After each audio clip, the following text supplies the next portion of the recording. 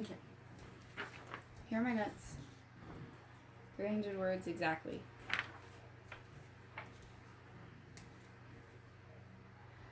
Imposter syndrome is a psychological pattern in which one doubts one's accomplishments and has a persistent internalized fear of being exposed as a fraud. Although I got this definition from Wikipedia, it still defines clearly what imposter syndrome really is. I've studied physics here at ACU for almost 2 semesters now, and I have experienced imposter syndrome not only in myself, but also in my peers and others. And I found that imposter syndrome is a prevalent problem among physicists specifically. Imposter syndrome, or IS, therefore, is an important topic for us to discuss right now. When I first came to ACU, I felt like an imposter myself. I felt like I didn't belong in the physics community. I felt that title belonged to people who were smart. However, I found that IS is prevalent among physicists, and therefore I feel that this needs to be talked about. People who suffer from IS typically believe that they don't deserve the achievements that they have accomplished.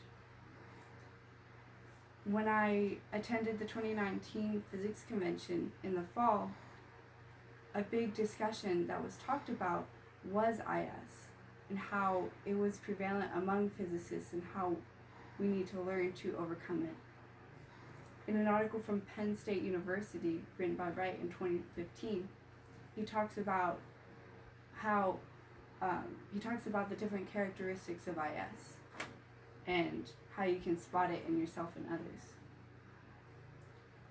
Although I've talked about IS among physicists, IS can also occur among any student of any major. After talking to a multitude of students from all different majors, I found that most believed that any good grade or praise received from an instructor was not actually deserved, and these individuals felt like a fraud among their peers. In an article from Rhode Island Medical Journal written by Feller in 2019, it also talks about different traits and characteristics of what people who suffer from IS really suffer from. So imposter syndrome is a really weird idea. I mean, how can people not believe in the achievements that they have received? Now, we've talked about all the problems of IS and what that means. But we can also overcome this with a few mental tricks. It's important that you recognize what you have worked for. In an article from Gardner 2016, written by Gardner in 2016, she talks about different mental tips and tricks that you can learn in order to change your way of thinking. I personally had to learn not to compare myself to others, and it took my twin sister for me to realize this. It's also important that you learn to be confident in your successes. In an article from the New York Times, written by Bennett, it also gives different mental habits that you can get into. And I personally originally did not like to tell people that I was a physics major because I was always initially labeled as smart, and I did not want to own that title because I did not feel that it was true. The point of this speech is to make known the negative mental trap where you will never be able to own your accomplishments. So,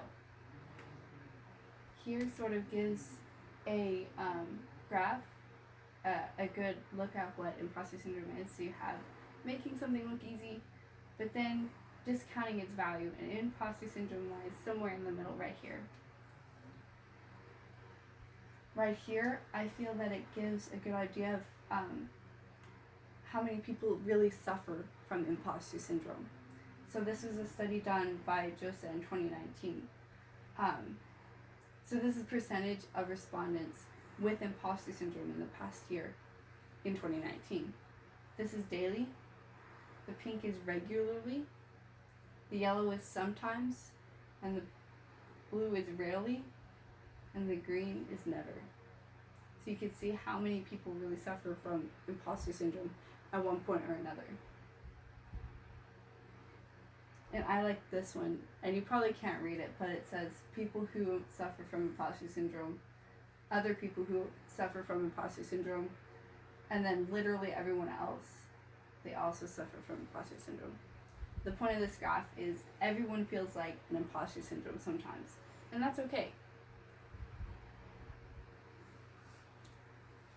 When we have fully defined what IS really is, we can learn to change our way of thinking that is healthier and more beneficial to us.